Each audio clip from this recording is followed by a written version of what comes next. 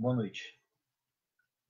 Essa primeira transmissão, ela tem por objetivo, por finalidade, iniciar um bate-papo a respeito das perspectivas do governo que foi eleito no dia de ontem. Algumas pessoas têm afirmado que nós não devemos, nesse momento, já afirmar que o governo vai ser uma tragédia, nós temos que esperar primeiro para ver o que o Bolsonaro vai fazer, qual vai ser o seu estilo de governo, o que de fato nós podemos esperar. Eu gostaria de dialogar, e acho que é interessante nós pensarmos sobre isso. Bolsonaro é um personagem, uma liderança de um grupamento político que expressa ideias de intolerância, que expressa ideias de preconceito e de exclusão. A partir disso, eu penso que nós deveríamos trabalhar com alguns pontos a respeito dessa questão. Será que é possível imaginar um governo Bolsonaro que não seja um governo de exclusão, um governo contrário aos interesses populares, a partir de algumas questões? Há uma afirmação nítida de continuidade de processos como as reformas que são, em boa parte, reformas contrárias aos processos democráticos, aos processos participativos. Há uma afirmação de que questões como os direitos trabalhistas continuarão sendo atacadas, como já foram agora pelo governo Temer, com a reforma trabalhista. Há também questões referentes a direitos como da população LGBT, de quilombolas, negros, questões referentes aos movimentos sociais. Será que, de fato, nós podemos ter alguma dúvida do que vem a partir de 1º de janeiro com a posse de Bolsonaro? Eu entendo as pessoas que perguntam a respeito da possibilidade de que o governo dele não seja tão desastroso quanto, no nosso ponto de vista, ele tende a ser, na perspectiva dos interesses populares, dos interesses de uma série de setores historicamente excluídos e discriminados no nosso país. Entretanto, ter dúvidas a respeito das intenções e daquilo que Bolsonaro pretende fazer me parece uma certa ingenuidade. O que me parece mais adequado é uma avaliação a respeito daquilo que foi proposto e, por exemplo, o programa de governo de Bolsonaro não tem nada de positivo para as demandas históricas da população brasileira. Há alguma coisa de positivo, por exemplo, na ideia absurda de implantação de ensino à distância para ensino básico, ensino fundamental? Absolutamente. Isso é inaceitável. No nosso ponto de vista, não há como se pensar em qualquer avanço na educação. Pelo contrário, nós precisávamos ter um apoio maior, a presença dos professores em sala de aula, nós precisávamos ter um apoio maior à valorização dos professores e das professoras, e nunca uma implantação de ensino à distância. Nós conhecemos muito bem certas ideias de barateamento de custos em áreas como educação, saúde e outras. O Estado de São Paulo, por exemplo, em determinado momento optou por uma política de ampliação do número de alunos nas classes. Isso foi trágico. Os resultados estão aí para mostrar. Muitas vezes, crianças e adolescentes, quando já estão chegando na 6ª, 7ª, 8ª série, que praticamente não sabem escrever uma frase. É isso que nós queremos? Nós acreditamos que não. Nós acreditamos que não é esse o caminho para se avançar. Vamos pensar um pouco mais em relação aos direitos das mulheres. É importante, inclusive, mencionar que o programa de Bolsonaro para mulheres, negras e negros, LGBTs, é praticamente omisso. Para LGBTs é omisso. Para mulheres, faz uma referência muito vaga que não dialoga com questões chaves. Vamos pegar um exemplo. A questão da violência contra a mulher, praticamente sem uma referência concreta. Aqui, só uma interrupção, desejar boa noite para a Jaqueline, que acabou de nos cumprimentar. Jaqueline, como uma militante, valorosa militante, né, trans, eu acho que tu entendes muito bem o que eu estou falando, tanto como mulher e como LGBT, nós não temos condições num país que é um dos campeões mundiais de violência contra a população LGBT, acreditar num governo que não só deixou completamente omisso o seu programa em relação à questão LGBT, como nas afirmações públicas se coloca abertamente de forma hostil. Ainda que alguns tenham tentado suavizar, não é bem isso, ele estava brincando, nós sabemos muito bem que não era nada brincadeira e que, pelo contrário, o que estava sendo colocado eram posições de aberta LGBTfobia, de aversão e de contrariedade à própria existência das pessoas LGBTs.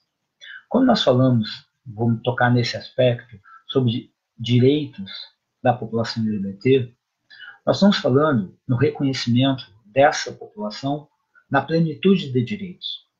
A pessoa que fala, eu não tenho nada contra gays, eu não tenho nada contra lésbicas, desde que na minha frente eles não expressem afetividade. Quem diz isso está sendo hipócrita, porque a única forma de reconhecimento pleno da população LGBT é que ela possa ser, sim, LGBT, sem ter que se esconder. Porque quem tem que se esconder tem a sua existência negada. Então, sobre esse aspecto, eu pergunto, qual pessoa lésbica, gay, bissexual, travesti, transexual pode ter a ingenuidade de acreditar que o governo Bolsonaro não será um governo hostil? Eu me pergunto, o que nós podemos esperar? O que indígenas e quilombolas podem esperar de um governo cujo principal expoente tem afirmações completamente contrárias aos direitos, ao reconhecimento dos direitos dessa população? Eu respeito os pontos de vista divergentes, as pessoas que pensam de outra maneira, mas quem está colocando essa posição de que nós temos que esperar, no meu ponto de vista, ou é absolutamente ingênuo, ou está tentando fazer um trabalho que é de desmobilização das pessoas que querem se mobilizar. Esperar simplesmente pelo governo que vem aí, sem se preparar para resistir, para enfrentar o que ele pretende fazer, eu acho inaceitável. Não acredito que nós possamos dar um minuto de trégua. Isso vale para os direitos da população LGBT, vale para os direitos da população negra e afrodescendente, vale para os direitos das mulheres, para os direitos das pessoas com deficiência, para os direitos das pessoas idosas, vale para os direitos da classe trabalhadora, vale para os direitos dos trabalhadores e trabalhadoras rurais, dos aposentados e aposentadas e pensionistas. Todos esses direitos.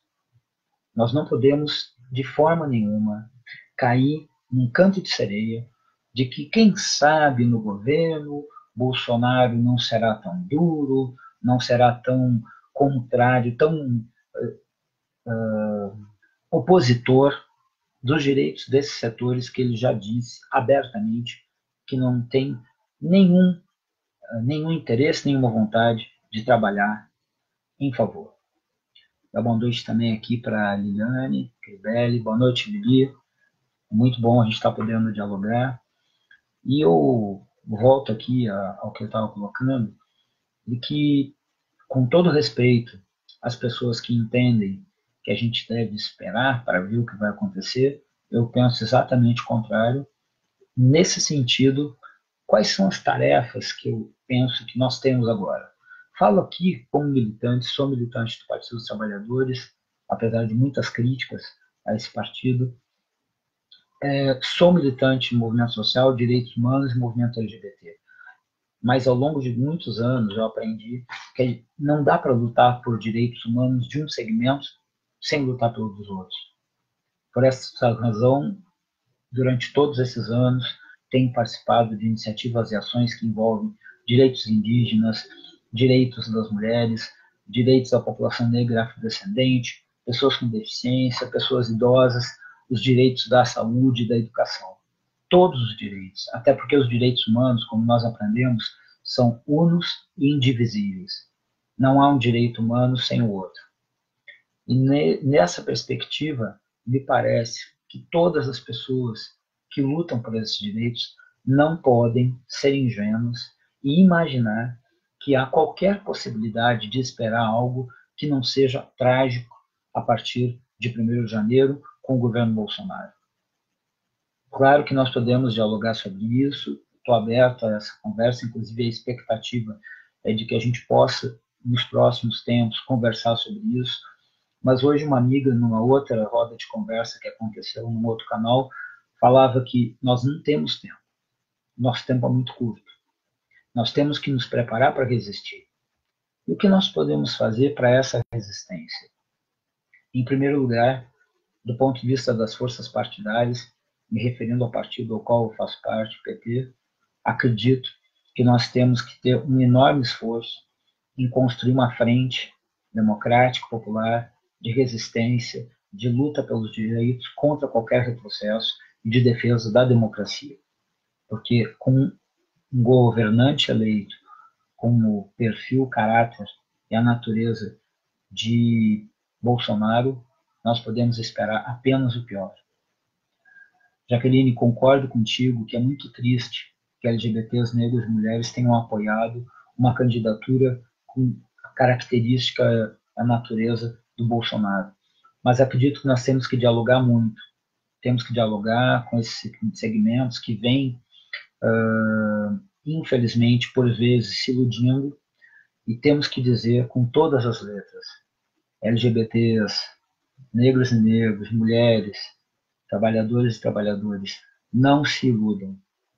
De Bolsonaro, nós só podemos esperar o pior. E voltando ao que eu dizia, penso que a nossa tarefa fundamental é, em relação aos partidos, PT como maior partido do campo democrático popular, do campo da esquerda, deverá ter a capacidade de entender que ele pode ser o maior partido, mas não é o dono dessa oposição democrática popular. Deverá ter a capacidade de chamar todos os partidos desse campo para articular essa frente. Mas essa frente não pode ser só de partidos.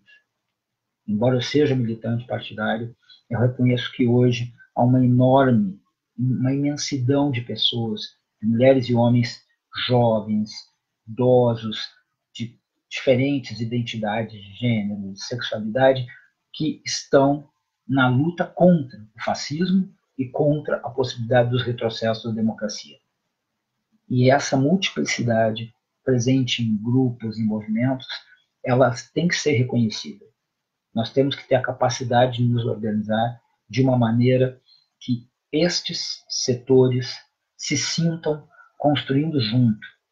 Se há uma coisa que eu tenho verificado, e me lembro do movimento das ocupações de escolas aqui em São Paulo, daquela juventude maravilhosa que enfrentou o governo Alckmin, aquela proposta absurda em relação à educação, se há uma coisa que eu me recordo, era de uma característica presente na maioria das escolas ocupadas. Uma juventude que não aceita chefia, que não aceita cacique, que quer construir de forma horizontal. Nós precisamos avançar na construção de espaços o mais horizontais possíveis, sem caudilhos, sem caciques, sem chefias, sem chefeiros. Nós temos que ter a capacidade de construir espaços, de fato, democráticos. Nesse sentido, acho que essa é uma das tarefas que nós temos agora. Em relação à Dida, ao que a Dida colocou, eu acredito sim que os partidos de esquerda vão se unir. O momento, as exigências agora da luta em defesa da democracia e contra a possibilidade de um avanço no fascismo exigem isso.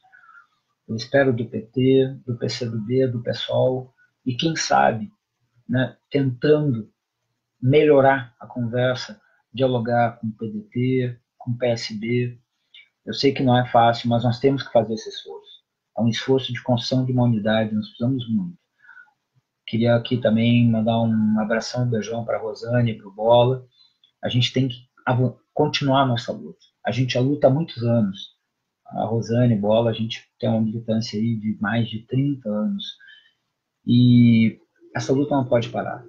Nós temos que saber que nós não podemos parar a nossa luta, que se nós recuarmos, se nós não continuarmos firmes nas nossas trincheiras, o que pode acontecer com o nosso país, com a população, principalmente a população que mais necessita das políticas públicas, pode ser trágico. Acho que mais do que nunca a gente tem que trabalhar pela possibilidade de diálogo, pela possibilidade de conversa. A Vânia chama a atenção da necessidade de momentos de aculturamento. Eu acredito, Vânia, que a gente precisa ter muitos espaços para poder traçar caminhos juntos. A gente, na militância da saúde, sabe como isso pode ser construído e os exemplos práticos que nós podemos construir, por exemplo, de iniciativas que agreguem mais, que tragam mais pessoas. Nós vimos isso agora no segundo turno, na campanha de Haddad e Manuela, quantas pessoas da área da cultura, de uma série de setores democráticos populares que vieram, se somaram e que trabalharam para que nós tivéssemos uma possibilidade de vitória. E eu queria dizer que, embora a gente não tenha conseguido a vitória eleitoral, politicamente nós tivemos uma vitória. Nós conseguimos mostrar que aquela expectativa de uma avalanche, de uma derrota cachapante para os setores democráticos populares, ela não se confirmou. Nós conseguimos recuperar um espaço e ter uma votação bem mais parelha e apertada do que muita gente imaginava e do que muita gente apostava. Os apoiadores de Bolsonaro, que imaginaram uma vitória estrondosa, viram que a situação foi bem diferente. Nós chegamos muito perto de emparelhar, e esse é um mérito, não é um mérito apenas de Haddad e Manuela, que foram excelentes, foram candidatos assim, que expressaram muito do que nós queríamos, mas foi um mérito, e também, além dos partidos, movimentos, das pessoas que se jogaram.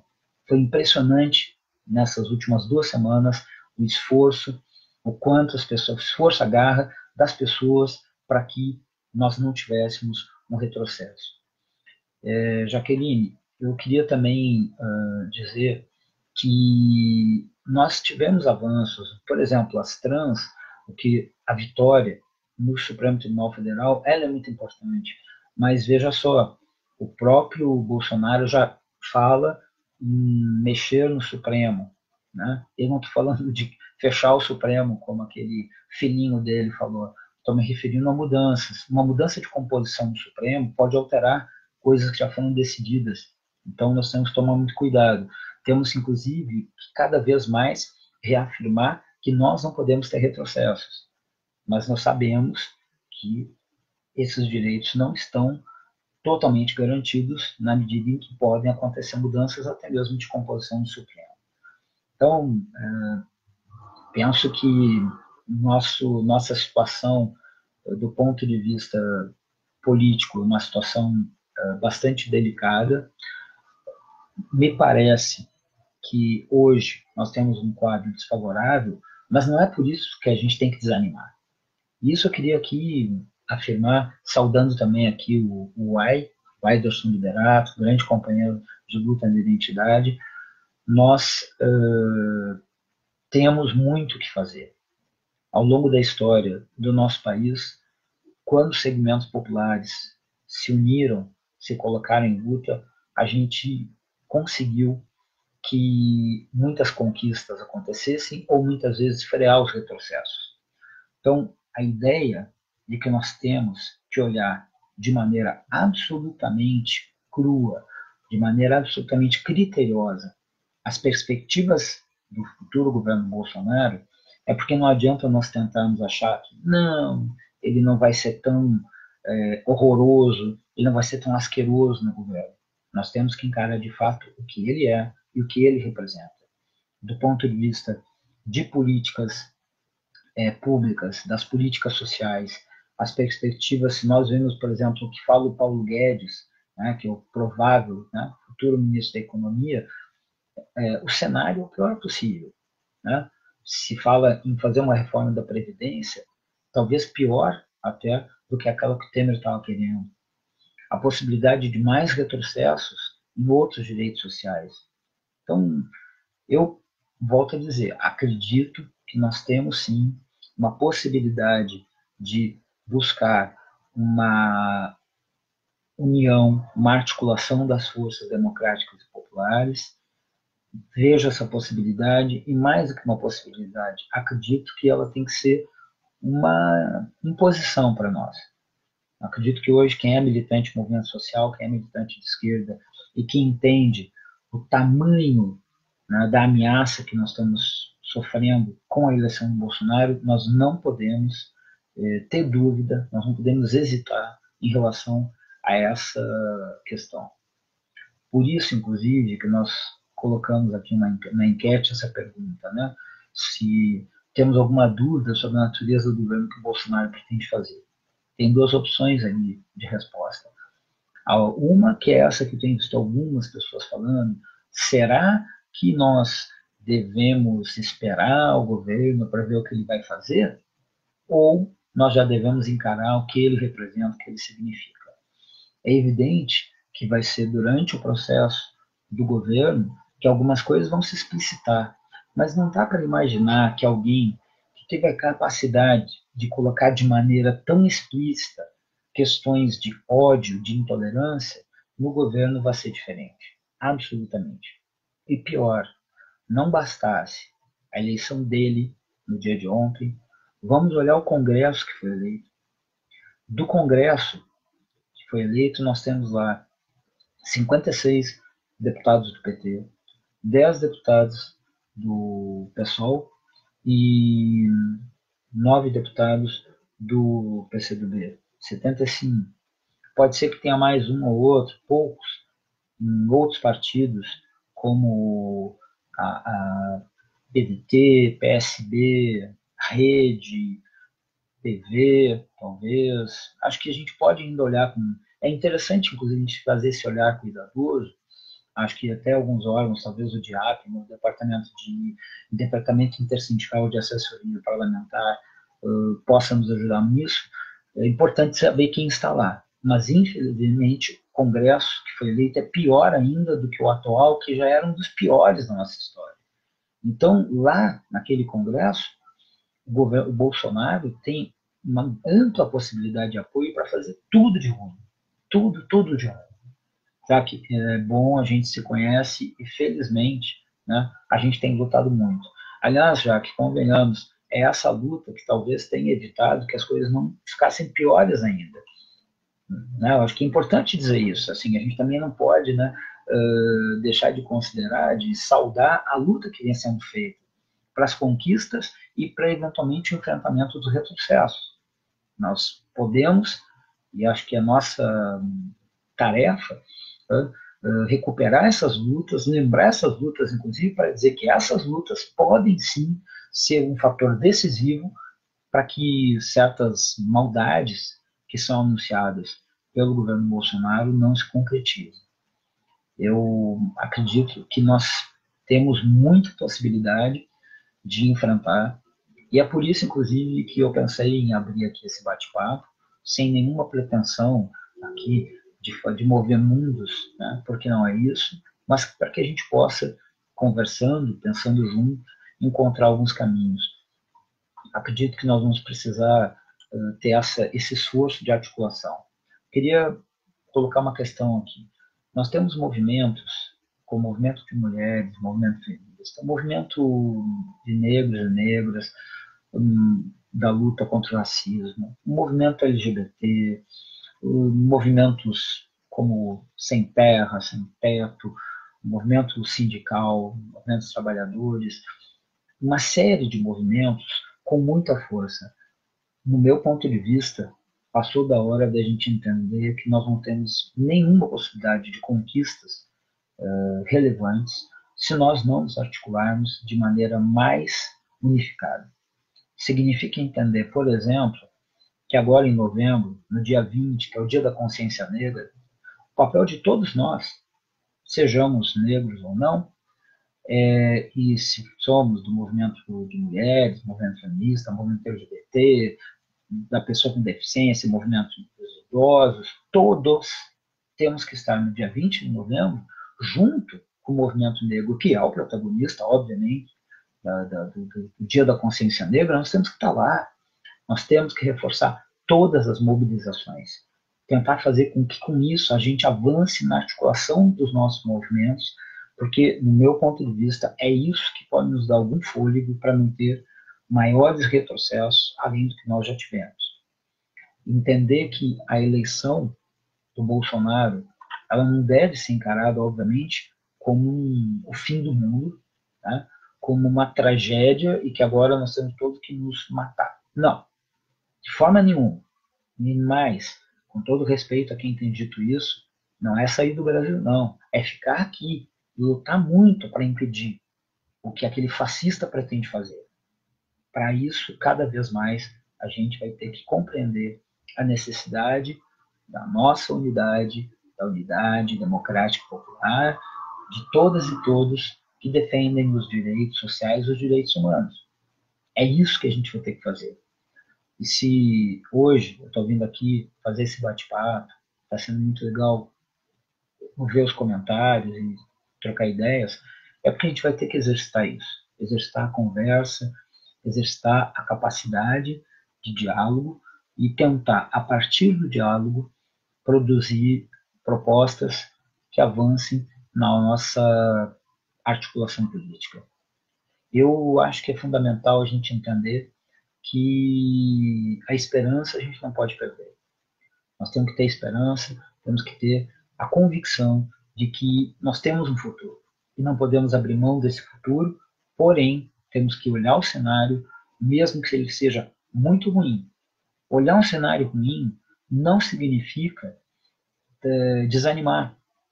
Né? Até porque se situações ruins nos fizessem desanimar, quantas vezes ao longo desses 30, 40 anos a gente não teria, vou embora para casa? De forma nenhuma. É isso mesmo, Dida. Nós temos que seguir juntos, cada vez mais juntos, unidos, misturados. E é isso que a gente vai fazer. Vai ser agora no 20 de novembro, vai ser no dia 10 de dezembro, no Dia dos Direitos Humanos, em todos os espaços. Porque nós já mostramos essa capacidade. Quantas coisas que a gente conquistou, e conquistou na luta, na marra. A Dida, que é uma companheira da rede de apoio aos Caris Chocó, os Caris Chocó conquistaram muitas coisas. Fazendo o quê? Ocupando rodovia, ocupando prédio de FUNAI e outros. Fazendo isso. Não foi esperando de braços cruzados. Não foi esperando que algum grande político generoso ou bondoso desse um presentinho. Nada foi presentinho. Eu acho que isso é que a gente tem que saber. Hoje, a gente não tem que ser pessimista. O pessimismo só nos derrota. A gente tem que olhar a realidade, não ter dúvidas de que ela é muito ruim, mas que nós temos capacidade, de maneira organizada, de enfrentar. Temos sim. E já mostramos isso ao longo de muitos momentos.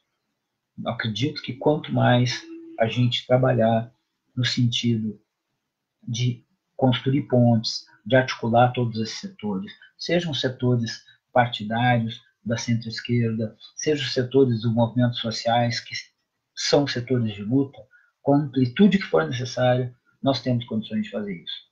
Então, mais uma vez, eu queria aqui agradecer as pessoas que vieram, que estiveram aqui, que levantaram questões, e a ideia era que a gente pudesse fazer, de fato, um bate-papo inicial, que a gente possa ter outros momentos para conversar. E, obviamente, não só aqui na internet, até porque todos nós militamos em espaços muito concretos.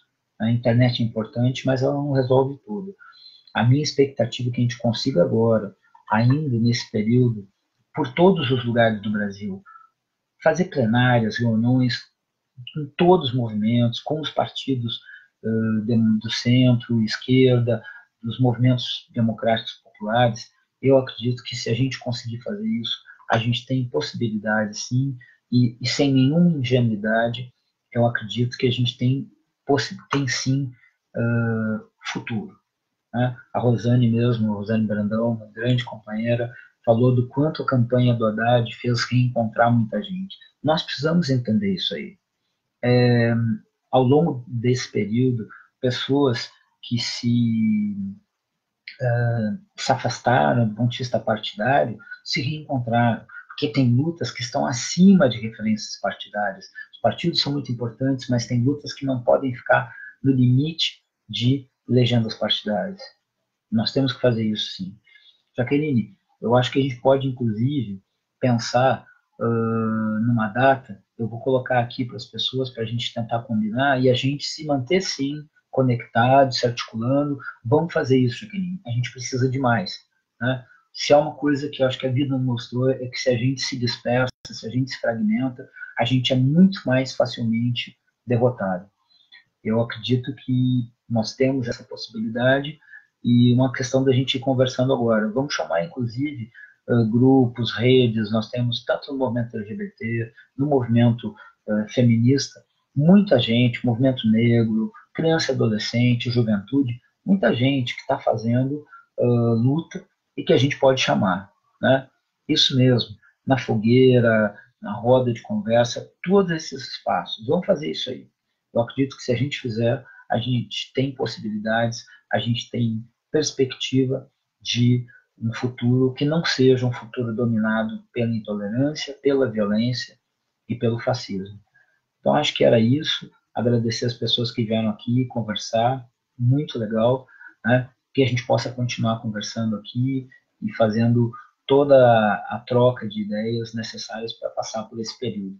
Tem uma frase de uma militante, né, uma mulher muito guerreira, socialista, que foi assassinada em janeiro de 1919, a Rosa Luxemburgo, e que ela dizia o seguinte, eu acho que isso pode ser referência para a gente encerrar aqui o nosso bate-papo.